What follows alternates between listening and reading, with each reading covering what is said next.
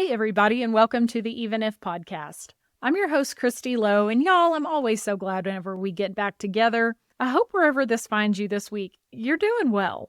More than likely, if you have school-age kids or you're a teacher, y'all have all headed back to school, and I've been praying protection and just provision over each of you guys and your children as y'all head back into another year. My son is a junior in high school, and then I have a daughter at college. And so I know the nerves that go along with sending our babies back into those classrooms and the dynamics that every kid has. We all have different dynamics for every kid. I pray that much would be made of God this year, and that your children would see him, that our teachers would be protected, and that there would just be an abundance of his provision in classrooms this year. That's what I'm claiming over our families and our teachers and our classrooms. Since school has started back, that brings us to the end of August, and thus the end of our summer series that we have called Conversation Starters. You know, it's funny because when I started this series this summer, I have to make a confession to y'all, okay? If you've been listening to the podcast for a while, you've probably seen that I've done episodes with other people and other people's stories, and that's primarily been the focus. I haven't done a ton of stuff for myself, but back in the spring when I started looking at our summer schedule and my travel plans, some potential guest travel plans, and just the coordinating all of that, full confession, it was going to be tough to keep the schedule of having an episode out every Tuesday and schedule guests and coordinate that with their schedules and their travel plans and that stuff. So just out of necessity, I decided, you know what, I'm going to do this. I'll just tell my own stories. So that was my workaround. That was how I thought, okay, I'll get around this problem of needing to have guests and coordinating all that. And what I didn't realize was that I was about to take a trip down memory lane. And y'all came along on that trip when I told y'all about me stealing cars and my Nana's house and that, oh my gosh, my Nana, y'all, I could go back. Oh, love my Nana. Anyways, but we talked about I had disappointments. We talked about when I didn't get mascot and how hard that was my senior year. We talked about body surfing, breakups, boys, friendships. We just kind of covered the gamut in a whole lot of areas of life. And what it made me do was take a little bit of a step back.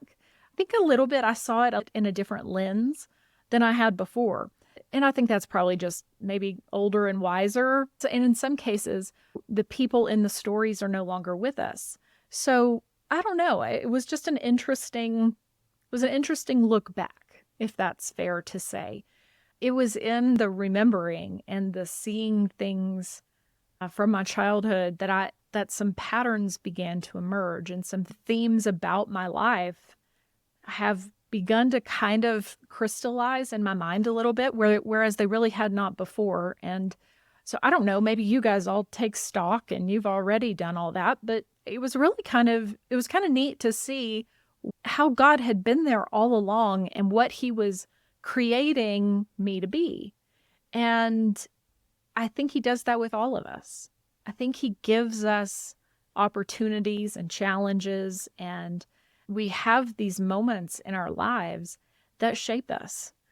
Some of my humor, some of the things, the ways that I've dealt with life all came because of the things that I lived through. And I am pretty sure that that's just about all of us too.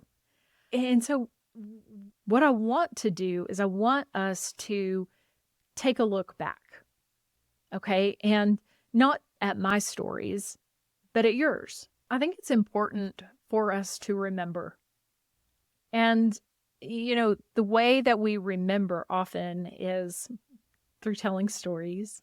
Whenever when I was first dating my husband, and I would go to their house and, hang out with his family for a weekend. And they would tell me all sorts of stories about John when he was a kid and all the things that he did. And it was always so fun hearing those stories. And somebody would say, oh, I'd forgotten about that, That's why I think we need to take the time to remember.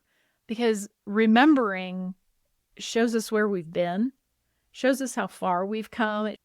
Remembering shows us what made us who we are. It shows us what we've overcome.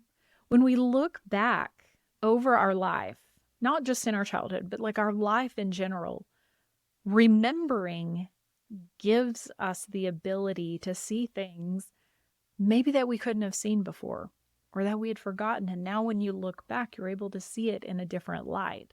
I know that a lot of things in my life, the lens shifted once I had kids. So, remembering I think, is being able to see his faithfulness. It's able to see where maybe we've fallen down, we've failed. Heaven forbid we talk about our failures in life, right? But it's helped us see how we've picked ourselves up and gone on again, right? When I was preparing for this episode, one of the things that God showed me was how you're taking time to look back is generally the way that I think we are able to just keep his faithfulness at the forefront of our mind. If we don't keep thinking back to what God has done in our lives, we're so forgetful. Like we forget things so fast, like Dory on Finding Nemo. If you haven't watched Finding Nemo, please go watch it. It's the sweetest show. There is another story about Finding Nemo, by the way. That was the first movie John and I ever watched whenever we brought our daughter home from the hospital. It was like the day after Christmas and everybody has left our house and we decided to watch a movie, and that's the movie we turned on. And the first scene is about the mom getting killed. And I was like, oh no, turn it off. I can't, and I was crying. Anyways, I didn't watch Finding Nemo for like 5 years, 3 years after that. But anyway, sorry. But being Dory, where you forget things real quickly. And I'll be the first to tell y'all that I'm the world's worst at remembering. And so when I was preparing for this episode, the thing that God reminded me of was Exodus chapter 14 through 16. And it's where Moses leads the Israelites out of Egypt and out of the slavery that they had been in, the bondage, the horrible living and working condition that they had been in. And he's taking them to the promised land, right? When you get to the middle of chapter 14, what happens? The Egyptians are coming for them, and God takes them to the Red Sea. He parts the Red Sea, so they walk through on dry land and get to the other side, and then they turn around and they watch God destroy their enemy completely. He covered that water back up and swept them away and provided protection for them in a way that only God could get the glory for. So we've seen here God just protecting these people. There is no reason in the world for these people to doubt that God has their back and that he is providing for them, that he is being faithful. And then just like kids who are 30 minutes into a road trip, they start complaining. And they're like, we're hungry. We should have just stayed. One of them said, if only the Lord had just killed us back in Egypt. There we sat around pots filled with meat and ate all the bread we wanted. But now you have brought us into this wilderness to starve us all to death. First of all, they were under horrible, horrible conditions while they were living in Egypt. And that, remember, they were having to kill some of their children. Any boy born was supposed to be killed. I mean, tell me you can't remember that you were being driven hard as slaves. You were being completely taken advantage of. They were horrible living conditions for them. And here they are. They get a little bit into this. God has already rescued them in the Red Sea. And now they're complaining. And they're like, we should have just stayed. It would have been better to die than be rescued. I'm like, oh my gosh, are you kidding me, people? Oh, I can only imagine. I mean, if that's my reaction, can y'all imagine what God's reaction is? Do you think sometimes he just goes, child of mine? I know he does that with me. I don't know if he does that with you or not, but sometimes this is me. I forget. So what does he do? He gives them manna, literally manna from heaven every day. They would walk outside of their tent or wherever their dwelling that they were living in the wilderness, and there was manna, enough for the day. And then on Saturdays, they would get double the portion so they could have their Sabbath. And again, God provided for them. In their complaining, God loved them enough to give them what they needed. But part of the reason for their complaining was because they weren't remembering. And that's me too sometimes. I forget how gracious He was to me when I was young and dumb and didn't know better. I forget how patient God is with me still today. It's in our remembering that we see His faithfulness. It's in our remembering that we can look back and have a better perspective of what God has done in our life. The other thing is remembering infuses our faith. When we look back, we're strengthened for the challenges ahead.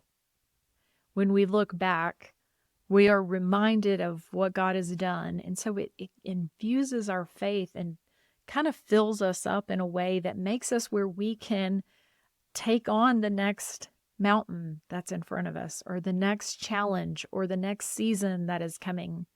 I thought it was important for us whenever we were wrapping up this summer series to take a minute and talk about remembering, because as I have remembered all of my silly stories from childhood, and by the way, thank you for being so gracious and letting me share those stories. Some of those things may have been silly, but some of them were really very tender places from my life. And so I just wanted to say thank you for letting me have just a little bit of time to share those things with you. You were sweet. Thanks. The irony is not lost on me that next week we're starting a new series called An Even If Kind of Faith. There are no coincidences in life, y'all. He knew I was going to need the infusion of my faith, and He knew that just taking the time to remember would be exactly what I needed to be able to do it. Next week, we're starting a series called An Even If Kind of Faith, and it's a little bit different than what we've been talking about. Not exactly these lighthearted stories. I've got several guests lined up for the fall that are talking about a variety of subjects. We are talking everything this year from family estrangement. We're talking about addictions. We're going to be talking about anxiety and depression. We're talking about what it's like when we want to quit. I have had conversations with people about when they've made the worst of choices and what God did after that. I've got a lot of people coming on this show with some really powerful stories. And what I want us to begin to see through these stories, and a few of my own also, is that I want us to be able to see that there is depth in us. I want us to know that our faith is not shallow. We are stronger than we can give ourselves credit for, and we're probably stronger than we could even fathom that we would be. Part of having an even if kind of faith is having a pretty firm grasp of what you've been through, remembering, and seeing how God brought you through it, and then acknowledging that what happened did not change how you see God and how you know that He carried you through it. A part of my even if faith and my even if story comes from some areas of brokenness in my own life. So next week starts with the prequel, because every good story has a good backstory, doesn't it? So I'm really looking forward to sharing that series with you. I can't wait to see what God does through it. Oh my gosh, y'all. And if I can leave you with something, this is the one thing that I keep going back to. I came from a boatload of brokenness. I came into adulthood with more bags than I could carry and not enough strength to hold the load.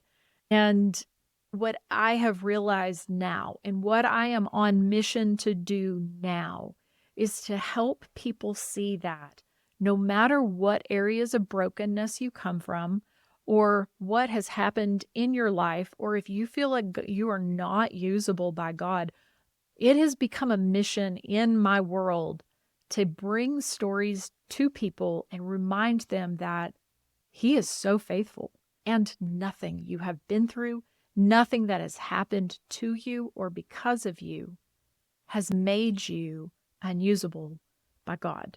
There's nothing that is unforgivable. There's nothing that you can do to fall outside of His grace and His forgiveness and His mercy. And that's why I started this podcast. And so next week it gets real, y'all, because man, I'm trying to be cool here because I don't want to give away the farm. But y'all, I was a messed up human. I was so jacked up when I came into adulthood that all I can say to you is that if He can redeem the messiest, darkest, dirtiest, ugliest places in me, of all people, He can do it in you too. And so that's what we're talking about this fall, and I can't wait for it. I forgot to say this at the beginning of the show, but if you haven't subscribed to our newsletter, go over to evenifpodcast.com. So go over there, check that out. If this is a blessing to you, and if you think this episode would be a blessing to someone, share it with them. And as always, if you haven't found us over on social media, go find us. We're kind of a fun group. I kind of like you people. I think that just about does it for us today, guys. Thanks so much for being here. And good Lord willing, I'll see you next week.